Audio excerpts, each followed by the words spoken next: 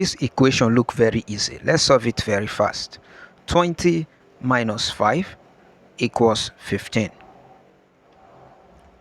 Divide by 5 times 2. 15 divided by 5 equals 3 times 2. 3 times 2 equals 6. Very easy, right? But this answer is wrong.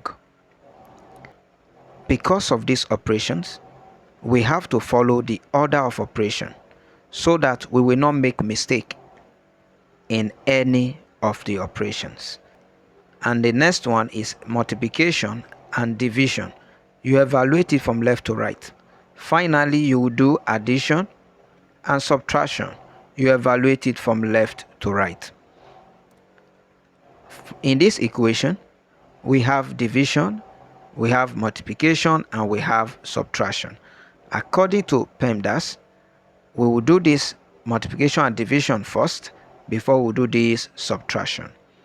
And for this multiplication and division, we are going to evaluate it from left to right, which means we are going to solve the division first before we do the multiplication. So let's begin. 5 divided by 5 will give us 1. So we have new equation, which is 20 minus this 5 divided by 5, which give us what? 1 times this 2. Now 20 minus 1 times 2.